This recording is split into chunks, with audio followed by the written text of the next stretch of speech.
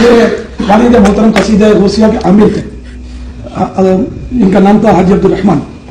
तो कसीदा गौसिया जब ये पढ़ते थे, मुझे मेरे खालों ने, जब मैं कोलंबो गया था, तो बता रहे थे कि तुम्हारे वालिद कसीदा गौसिया जब चारपाई पर बैठ कर पढ़ते थे तो चारपाई जमीन से ऊंची हो जाती थी। जी, तो मुलाहिज़ा कर लिया कि क़सीदा गौसिया के हवाले से अमीर अहले सुन्नत साहब क्या फरमा रहे थे, और वो ग़ालिबन अपने वालिद साहब की या किसी बुज़ुर्ग की करामत बयान कर रहे थे कि वो जनाब जब ये पढ़ते थे क़सीदा गौसिया तो उनकी चारपाई हवा में बुलंद हो जाया करती थी, या हवा में, इसको कुछ लोगों ने कहा उड़ने का भी नाम दे दिया, लेकिन बहरहाल इन्होंने उड़ने का नहीं कहा, लेकिन हवा में बुलंद हो जाती थी। तो हमने सोचा कि आज आप लोगों को भी और ख़ुद अपने आप को भी ये बताएं कि क़सीदा गौसिया असल में है क्या। तो इसके लिए हम इन्हीं की दावत इस्लामी की वेबसाइट पे गए ताकि इन्हीं का वर्जन निकालें, ताकि कोई बाद में ये ना कहे कि नहीं इनका मतलब ये नहीं, इनका मतलब ये होता है। तो वहाँ पे इनके मौलाना अबुल हक़ाइक़ अत्तारी मदनी साहब ने, समझ लीजिए, इसके हवाले से मज़मून पेश किया, जिसको इन्हीं की जमात ने पेश किया कि जनाब क़सीदा गौसिया क्या चीज़ है, इसके फ़ायदे क्या हैं, बरक़ात क्या हैं और इसका तर्जुमा क्या है। तो आइए पहले इसके हम आपको फ़वाइद और बरक़ात इन्हीं की ज़ुबानी बताएंगे, और फिर उसके बाद हम उसका, समझ लीजिए, अहवाल बताएंगे क़सीदा गौसिया है क्या, ठीक है। और उसके साथ साथ इस पे कमेंट्स भी करेंगे, वो भी बहुत इंपॉर्टेंट होंगे इंशाल्लाह ताला। तो आइए ज़रा इसका आगाज़ करते हैं। कहते हैं क़सीदा गौसिया का पढ़ना जो है ना, उससे क़ुर्ब खुदाबंदी हासिल होता है। आप अभी जब हम ये पहला फ़ायदा, दूसरा क़सीदे का विर्द क़ुव्वत हाफ़ज़ा को बढ़ाता है, ठीक है, जैसे इसमें कुरान की आयतें या अहादीस भरी हुई है ना, तो उसमें आपकी क़ुव्वत हाफ़ज़ा भी बढ़ाएगा। इस क़सीदे के पढ़ने वाले को अरबी पढ़ने में बसीरत हासिल होती है। अच्छा जी, इसमें ग्रामर सारी मुकम्मल उन्होंने डाली है। फिर आगे कहते हैं अगला फ़ायदा, हर मुश्किल और सख्त काम के लिए रोज़ 40 रोज़ तक पढ़ने से इंशाल्लाह कामयाबी हासिल होगी। फिर अगला फ़ायदा, हर मर्ज़ व तकलीफ़ से निजात पाने के लिए 3 बार या 5 बार पढ़ना मुफीद है। फिर आगे दम का भी तरीका बता रहे हैं कि तेल पर दम करके आसेब ज़दा और जिन की वाले मरीज़ के जिस्म पर मलें तो आसेब या जिन दफ़ा होगा, ठीक है। जालिम से निजात पाने के लिए रोज़ाना पढ़ने से इंशाअल्लाह खलासी नसीब होगी। माखूज़ मदनी पंज सूरा सफ़ा नंबर 265 और 66 का हवाला दिया जा रहा है। तो ये कुछ तकरीबन 10 के करीब फ़वाइद आपने सुन लिए कि क्या क्या इसके अंदर फ़ायदे हैं जो कि ना कुरान में है ना हदीस में है, और जिनको ये फ़ायदे चाहिए इसके अंदर तो दुनिया की कोई तकलीफ़ ही नहीं बाकी बचेगी जो इनके मुताबिक ये पढ़ लेगा। बहरहाल अभी आप ये सुनिए और पढ़िए और आप फिर हमें बताइएगा कि इसके अंदर क्या ऐसी चीज़ है अल्लाह ताला की तरफ से या नबी अलैहिस्सलाम ने इसको हमें तालीम फरमाया कि हम इसके ऊपर दर्जनों फ़ायदे लोगों को गिनवा रहे हैं इसके पढ़ने के, या फिर इसकी करामतें भी लोगों को बता रहे हैं। आखिर में हम आपको ये भी बताएंगे कि ये मंजियाँ लोगों की या चारपाइयाँ क्यों उड़ती हैं हवा में या फिर उठ क्यों जाती हैं, वो भी आपको बताएंगे। तो आइए बिला ताखीर आगाज़ करते हैं क़सीदा गौसिया बेमा तर्जुमा। इसका जो पहला शेर है ना वो इस तरह है कुछ, सक़ानिल हुब्बु कैसा तिल विसाल फ़क़ुल्तु लिख़मराती नहवी ताली। कहते हैं मोहब्बत ने मुझे वसल यानी क़ुर्ब इलाही के प्याले पिलाए, बस मैंने अपने खुमारे मोहब्बत को कहा मेरी तरफ आ।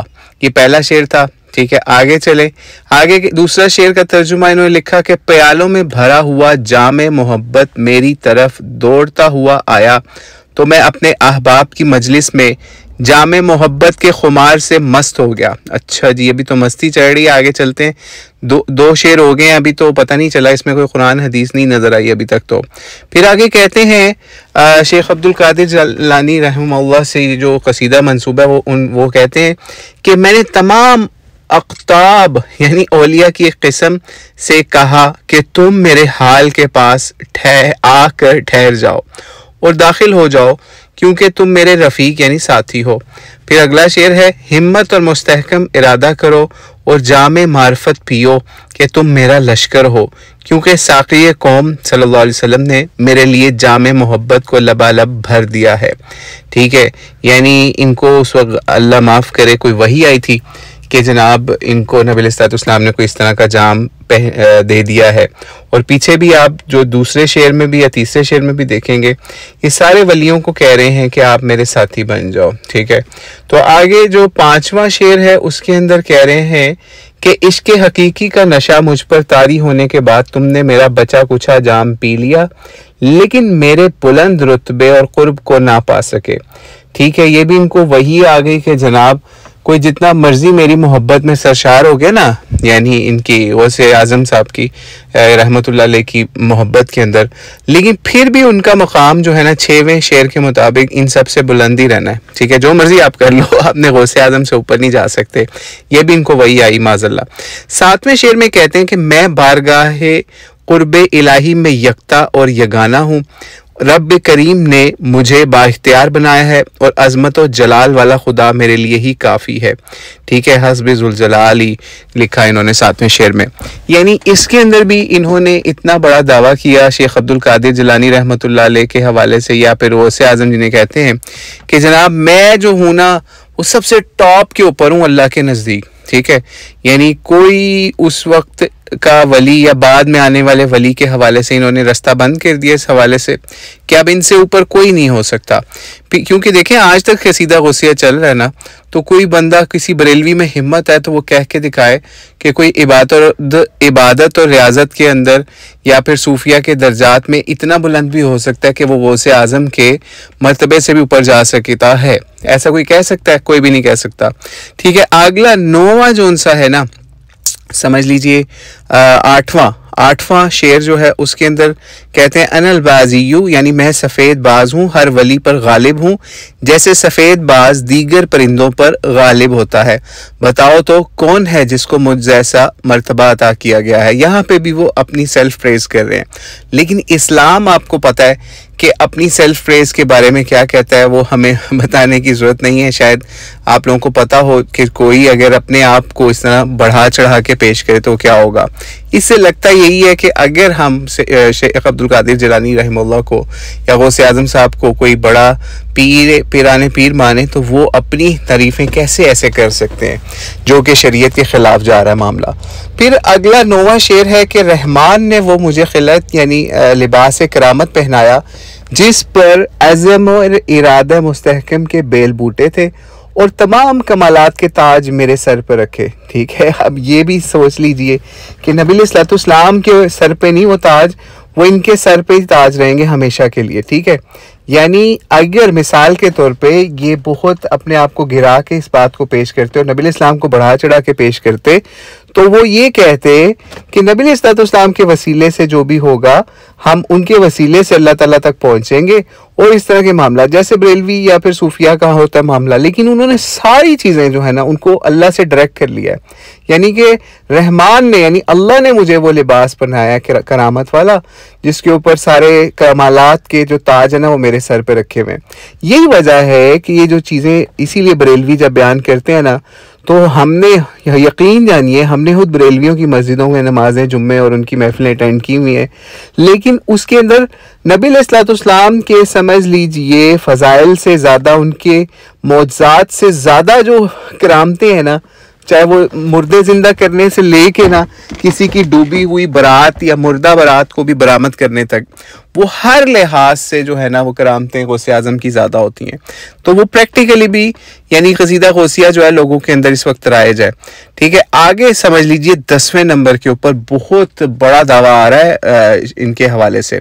कहते हैं कि रब्बुल आलमीन ने मुझे अपने राज़े कदीम पर मतला यानी खबरदार किया और मुझे इज्जत का हार पहनाया और जो कुछ मैंने मांगा वो मुझे अता फरमाया, ठीक है। यानी अब ये देखिए कि इनको पुरानी नई हर तरह की इतलात जो है ना वो इन्होंने बता दी कि मेरे पे इस लेवल की वही आती रही है और मेरे ये मामला आते हैं, ठीक है। हम नहीं समझते कि ये शेख अब्दुल कादिर जिलानी साहब ने अपने ऊपर इस तरह वही के बड़े बड़े दावे किए हों कि अल्लाह ताला ने उनको माजी हाल मुस्तकबिल हर चीज़ से मतला फरमा दिया हो।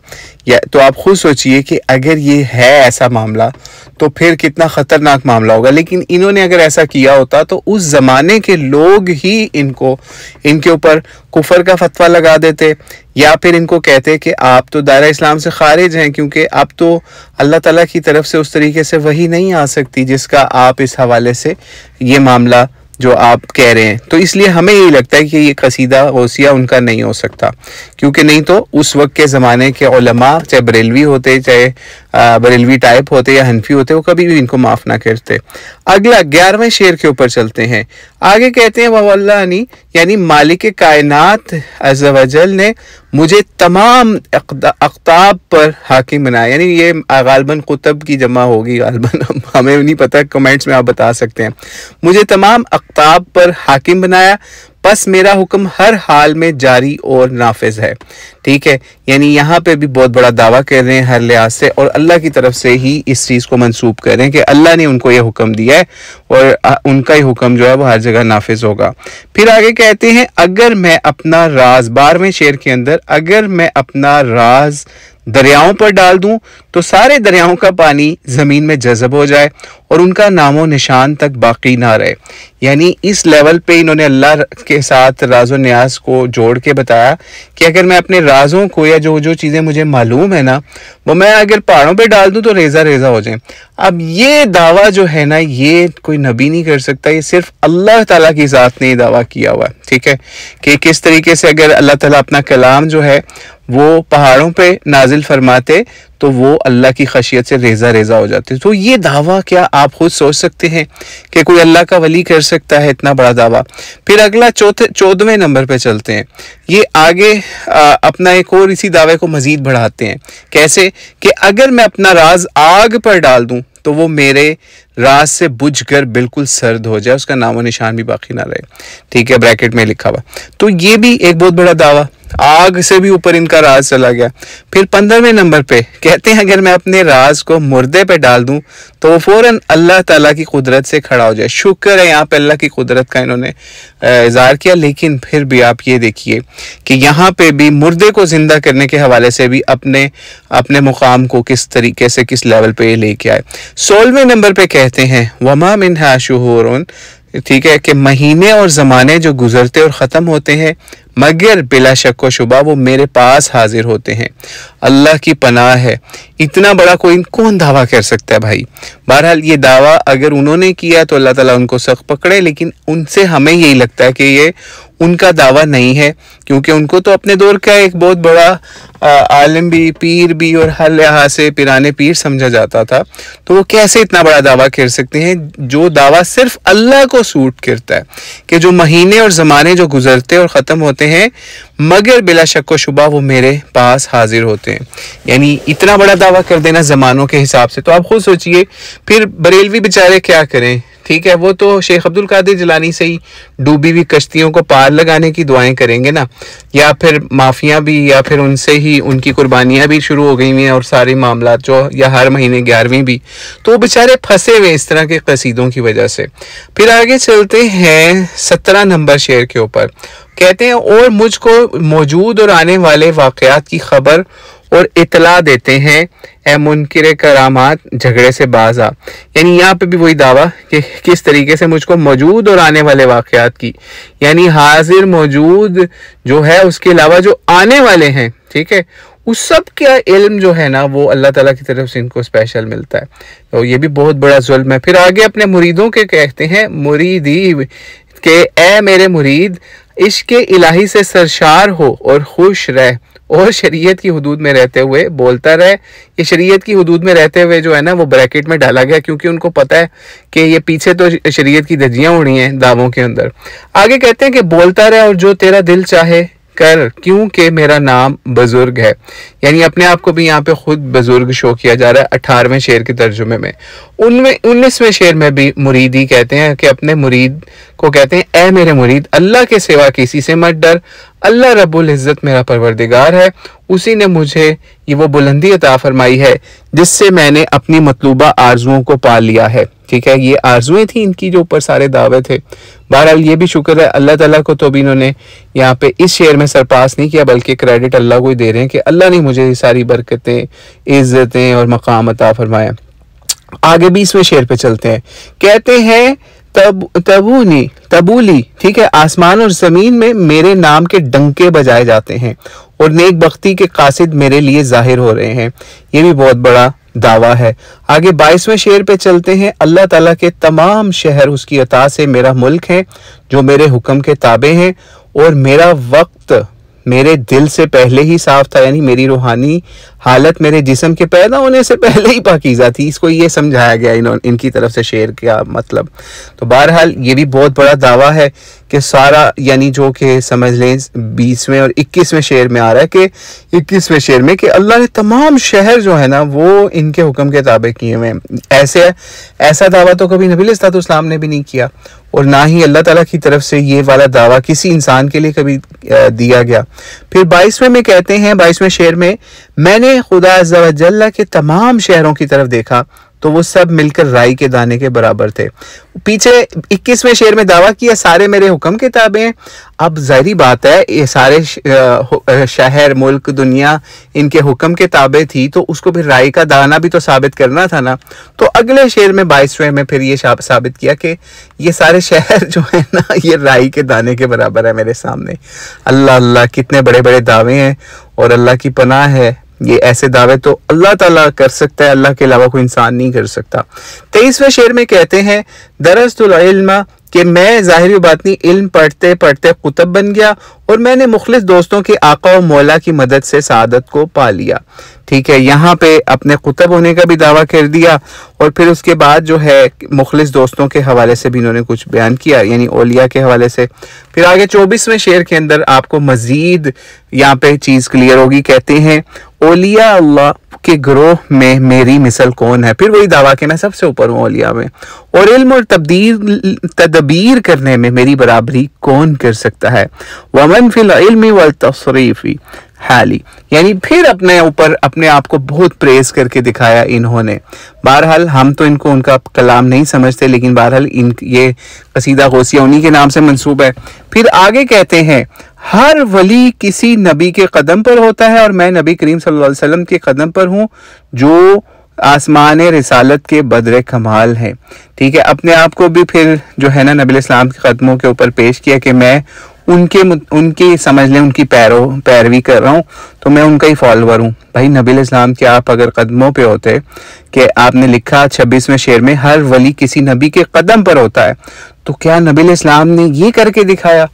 बहरहाल अल्लाह की पनाह है, हम नहीं कहते कि शेख अब्दुल कादिर जिलानी के शेर होंगे कसीदा गौसिया, ये किसी और शख्स ने घड़े हैं उनके नाम से, ताकि बरेलवियों को और सूफियों को सही लेवल की गुमराही दें, और हर वक्त जो अल्लाह और रसूल की बजाय ना वो यही करते रहें, कसीदा गौसिया पढ़ते रहें। फिर 27वें शेर के अंदर कहते हैं, नबीयुन हाशमीयुन मक्कीयुन हिजाजी, कि वो नबी मुकर्रम सल्लल्लाहु अलैहि वसल्लम हाशमी, मक्की और हिजाजी मेरे जद्दे पाक हैं, इन्हीं की वसातत या वसीले से मैंने मुखलिस दोस्तों को पाया। चलो शुक्र है नबी इस्लाम को भी तो क्रेडिट देना शुरू किया ना इन्होंने, लेकिन क्रेडिट लेते लेते ये अपने आप को क्रेडिट देते देते किस लेवल पे पहुंच गए कि नबी इस्लाम ने भी कभी ऐसा दावा नहीं किया कि सारे शहर सारी दुनिया मेरे सामने राई के दाने के बराबर है। फिर 28वें शेर में कुछ अच्छी बात भी है कि कहते हैं, ए मेरे मुरीद तू किसी चुगलखोर से मत डर, क्योंकि मैं जंग में साबित कदम और कातिल आदा दुश्मनान ने खुदा को मारने वाला हूँ। यानी इससे भी इसके अंदर क्या अच्छी बात है, आप बताएं ना कि इन्होंने कितने दुश्मनान खुदा को मारा, वो आप बता दें, कितनी जंगों के अंदर मुसलमानों की मदद की वो बता दें। 29वें शेर के अंदर कहते हैं कि अनल जीलियू, यानी मैं जिलान का रहने वाला हूँ, और मुहय्यद्दीन मेरा लक़ब है, और मेरी बुजुर्गी के झंडे पहाड़ों की चोटियों पर लहरा रहे हैं। पता नहीं कहाँ लहरा रहे हैं बहरहाल। फिर आगे कहते हैं अपने यानी अपने रुतबे के हवाले से अपने आप को नबी इस्लाम की आल से जोड़ रहे हैं ना, इस हवाले से वो आगे सुनिए। वो कहते हैं, मैं इमाम हसन मुजतबा की अनल हसनी, कि मैं हज़रत इमाम हसन मुजतबा की औलाद में से हूँ, और मेरा रुतबा मुख्दा यानी एक ख़ास मकाम वलायत है। ये जिसको लिखा हुआ है मुख्दा यानी एक ख़ास मकाम वलायत है, और मेरे कदम औलिया की गर्दनों पे हैं। वह अक़दामी अला उनुक़ि रिजाली, यानी तमाम लोगों की या औलिया की गर्दनों पे जो है ना वो मेरे पाँव हैं, ठीक है। यानी अब जिसकी भी गर्दन पे इनका पाँव होगा सिर्फ वही वली बन सकते हैं। इसकी तो हम तशरीह यही करेंगे। अल्लाह की पनाह है, अल्लाह ने ऐसा दावा किसी नबी को भी करने नहीं दिया कि सिर्फ मैं ही बड़ा वली हूँ, मेरे बाद जो है किसी ने अगर वली बनना हुआ तो उसकी गर्दन पे मेरी स्टैंप लगेगी फिर वली बनेगा। तो बहरहाल अल्लाह ताला से दुआ है अल्लाह ताला इस तरह के कसीदों से इस उम्मत की हिफाजत फरमाए कि वो कैसे ये इन कसीदों को पढ़ते हैं और इनसे जो है वो करामतें और पता नहीं क्या क्या चीज़ें साबित करते हैं। फिर आगे कहते हैं, वो भी सुनिए 31वां शेर। आगे कहते हैं अपने नाम के हवाले से, और अब्दुल कादिर मेरा मशहूर व मारूफ नाम है। वह अब्दुल कादिर मशहूर उसमी कि मेरा मशहूर व मारूफ नाम अब्दुल कादिर है और मेरे नाना जान सल्लल्लाहु अलैहि वसल्लम चश्मा कमाल के मालिक हैं। भाई आपके अगर वो चश्मा कमाल के मालिक नबी अलैहिस्सलाम जो हमारी आंखों की ठंडक हैं, जो जिनको हम देखने के लिए तरस रहे हैं कि अल्लाह ताला हमें ख्वाब में उनका दीदार करवा दे, तो आप बताएं पीछे कसीदा गौसिया के अंदर जो जो बातें कहीं उसमें से 1% भी नबी अलैहिस्सलाम के उस्वा हसना में से है, 1% भी कुरान पाक है। वो दावे क्या कुरान और हदीस के अंदर मना नहीं किया गया कि ऐसे दावे करना। बहरहाल अल्लाह ताला इन लोगों के मामला जो है वो खुद ही देखे। आखिरी शेर के ऊपर चलते हैं, 32वां नंबर शेर है कि मुझे मंजूर फरमाए, कबूल फरमाइए और मेरा सवाल रद्द न कीजिए, मेरी फरियाद रसी कीजिए, मेरे आका मेरा हाल मुलाहिजा फरमाए। ठीक है, तो ये आप देख लें, आपके सामने है। अगीसनी सैयदी उन्जुर बिहाली, यानी नबी इस्लाम को ग़ल्बन कहा या अल्लाह को कहा, तो ये तो आप ये ही बता सकते हैं कि अगीसनी ने किससे इस्तगासा किया अपना इस हवाले से और अपना कौन सा मामला इसके अंदर पेश किया कि क्या कोई नबी इस्लाम ने इनको मकाम दिया या अल्लाह ताला ने पैगाम दिया इनको या वही इनके पास आई, या अब ये खुद ही बता सकते हैं। लेकिन बहरहाल अल्लाह ताला से हम यही दुआ करते हैं कि इस तरह की जो चीज़ें हैं अल्लाह ताला उससे हमें महफूज फरमाए। और जो शुरू में बापा जानी ने करामत अपनी बताई थी ना कसीदा गौसिया के हवाले से, अपनी फैमिली की असल में करामत, कि इस तरीके से उनके बुजुर्ग या वालिद साहब जब पढ़ते थे तो उनकी चारपाई हवा में या ऊपर उड़ जाया करती थी। तो इस तरह के मामलात आप एक चीज़, एक कुलिया अपने जहन में रख लीजिए जो कि इमाम इब्न तैमिया ने या कुछ और नेक लोगों ने भी बयान किया और हमारा अपना भी इसके ऊपर कुछ मुशाहिदा है कि जब भी आप अल्लाह से दूर करने वाली कोई चीज़ें ईजाद करेंगे ना, या अल्लाह से दूरी वाली कोई भी टूल आपके मामलात के अंदर या आपके अमाल के अंदर या आपके वजीफ़ों के अंदर आ जाएगा ना, तो कुछ शैतान और जिन जो है ना, शैतान या जिन, वो आपके साथ कुछ ऐसा खिलवाड़ करेंगे कि आप अपने आप को बड़ी हवाओं में समझने लग जाएंगे, बड़ी तोप चीज समझने लग जाएंगे कि यार मैंने ये किया था, मैंने वो पढ़ा था तो ये काम हो गया उसके नतीजे में। लेकिन वो सिर्फ टेम्परेरी इस तरह का मामला होगा। यही वजह है कि हमारे जो असल सूफिया गुजरे हैं ना पीछे, जो कि समझ लीजिए इनके असल जद्दे अमजद जिनको कह सकते हैं, जिनकी तालीमात से ये लोग बहुत दूर हैं, वो यही चीज़ें बताया करते थे कि जो शरीयत है ना वो करामत से ऊपर है, जो प्रैक्टिस ऑफ रिलीजन है ना वो करामतों से ऊपर है। आप किसी को हवा में उड़ते देखें, पानी पे चलते हुए देखें या कोई इस तरह की शोबदाबाजी देखें, तो ये इस चीज़ की दलील नहीं है कि वो वली अल्लाह है। ठीक है, असल दलील यही है कि कोई बंदा अल्लाह के कलाम के ऊपर, नबी अलैहिस्सलाम के फरमान के ऊपर है, तो वो उसको हम वलीउल्लाह जो है उसकी कैटेगरी के अंदर सोच सकते हैं। वो भी अल्लाह करीम उसका फैसला फरमाएंगे कि वो वलीउल्लाह है या नहीं है। ठीक है, तो इसलिए कोशिश करें कोई भी ऐसे दावे करता है ऐसे बुजुर्गों की तरफ से या कोई भी, तो उनको समझाएं प्यार से कि भाई उन्होंने ये दावे नहीं किए, तो इसलिए इस तरह की चीज़ों से बाज आ जाएं। वल्लाहु आलम बिस्सवाब। अस्सलामु अलैकुम वरहमतुल्लाहि वबरकातुहू।